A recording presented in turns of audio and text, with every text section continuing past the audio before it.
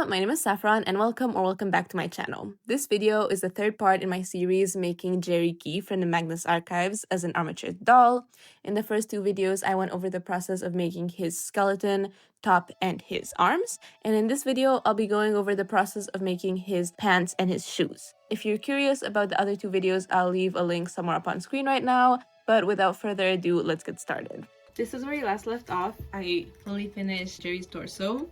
So I will start working on his shoes next because, like I said in another video, for the limbs I find it easiest to get the extremities done first and then work kind of backwards to the torso. I should probably get a reference image first. Okay, I've got some photos in front of me.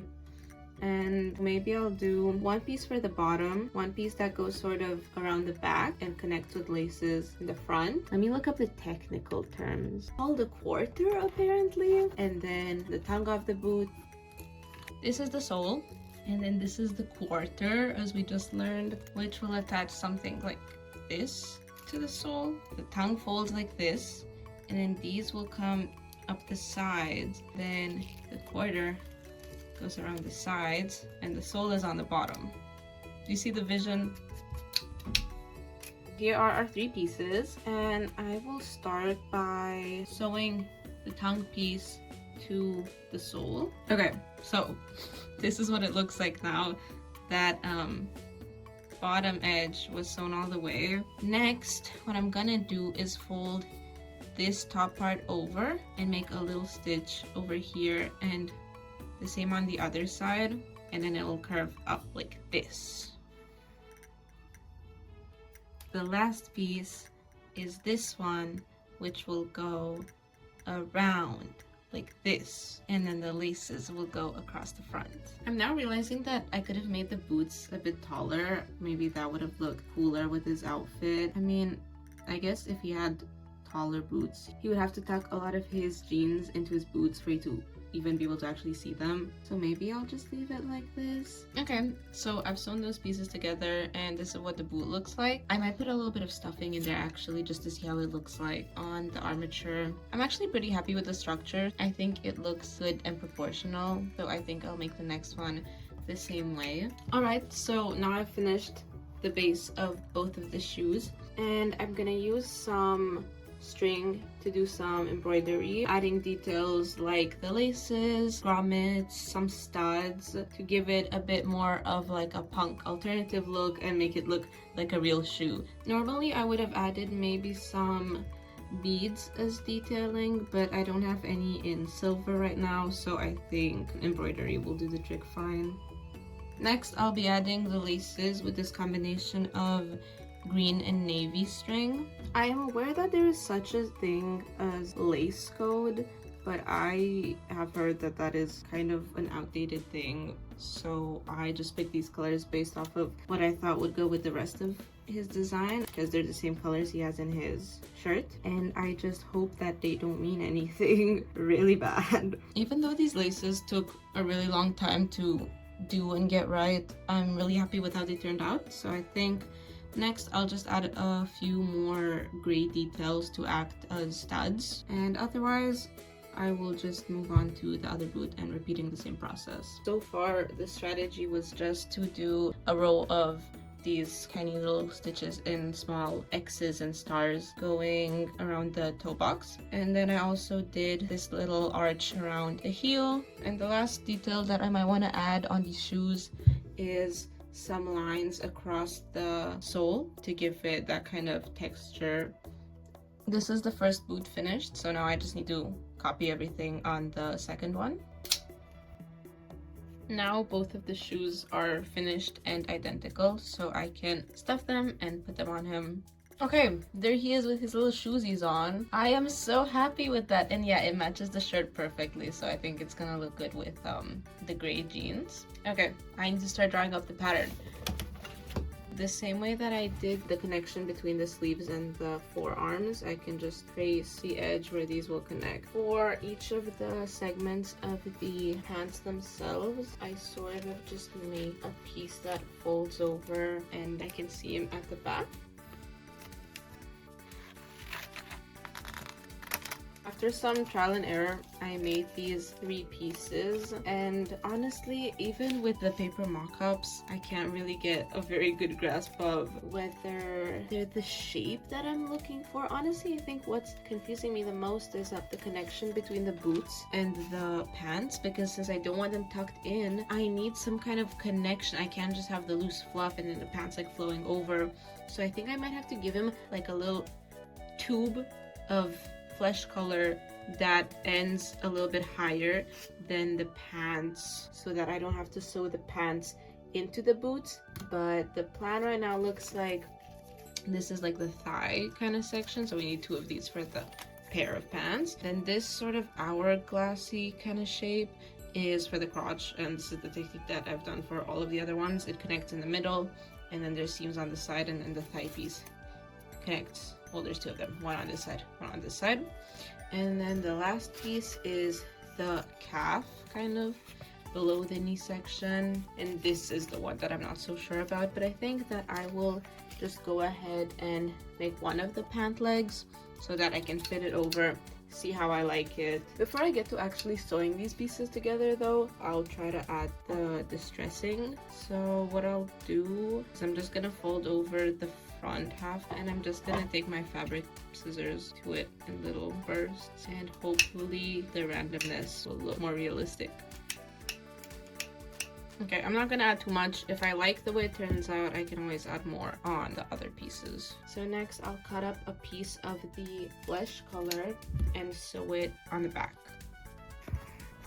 I'm now starting to realize that when jeans are distressed, all the white fibers are more visible, so I'm thinking maybe I should switch out the gray stitching for some white thread instead. I think that might look a bit more realistic. Okay, now that I'm done with the distressing, and I'm pretty happy with how it turned out. Well, it looks sort of weird before it's been attached, but I think that in context it would make sense. I'll just start connecting this to the crotch piece. So the way that I'll do that is, first of all, sew them wrong sides together along this line.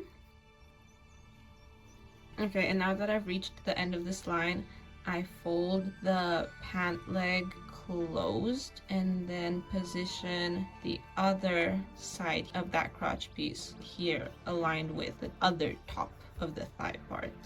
I really don't know if I'm explaining this properly, but hopefully the visuals paired with a little bit of explanation will do the trick fine. But of course, if you guys ever have any questions about my process, please do let me know in the comment section, because I would be more than happy to answer them. There's also that little notch in the middle of the thigh piece that I will stitch up now. Alright, so now hopefully you can sort of see how the pieces are coming together, and I'm just gonna continue by sewing the side. And again, since these are the first pieces that I'm sewing, I can sew them wrong side together and then flip them around. Alright, here it is. I'm gonna take one of Gerry's shoes off so I can put this on.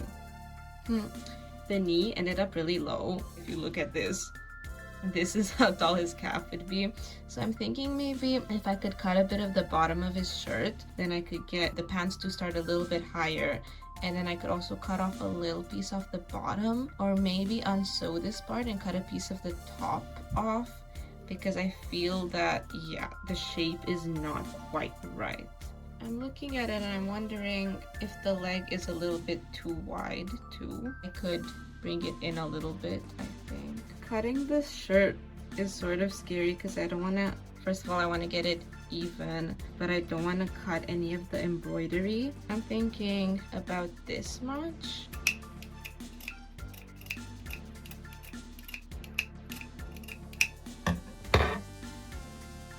Okay, I don't think that's too bad. We need to make a few stitches at each seam though, so that it doesn't start unfurling.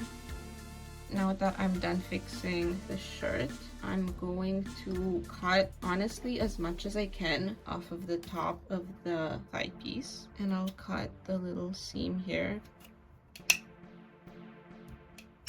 Anyways, let's focus on fixing the leg piece. I will cut the stitching on the side. I'll take a bit more off the bottom and the top,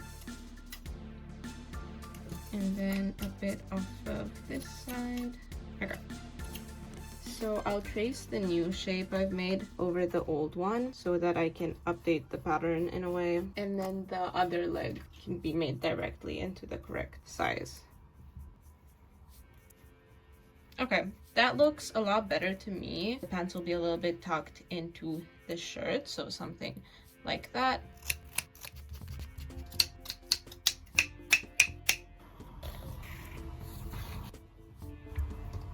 All right.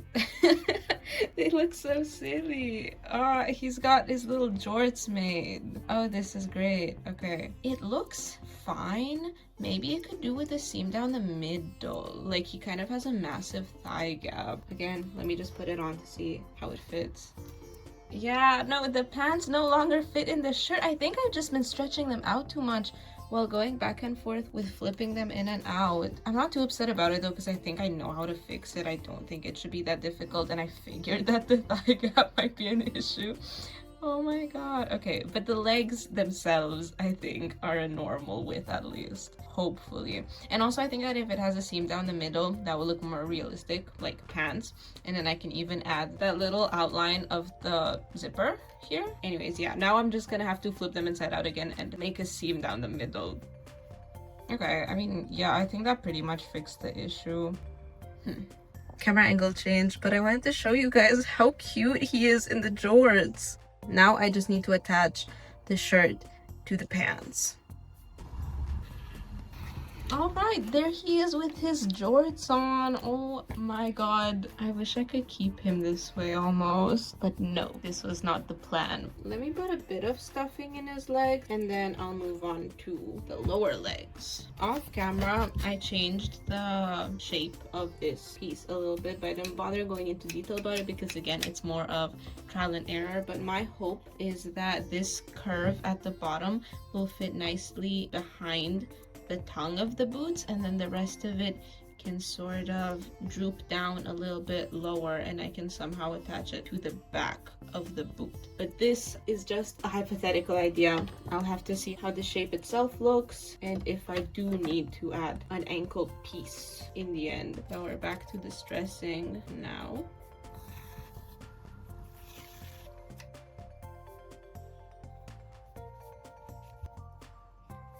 Maybe his legs are still a little bit too long. I think I'll just cut a little bit off of the top here. And then for when it meets with the shoe, maybe I do want to connect a tube of fabric between the knee here and the shoe here, so that we can have the pant falling loosely over the shoe. So I will take the circumference of the shoe roughly, and then circumference that it will connect to up here, and then the height.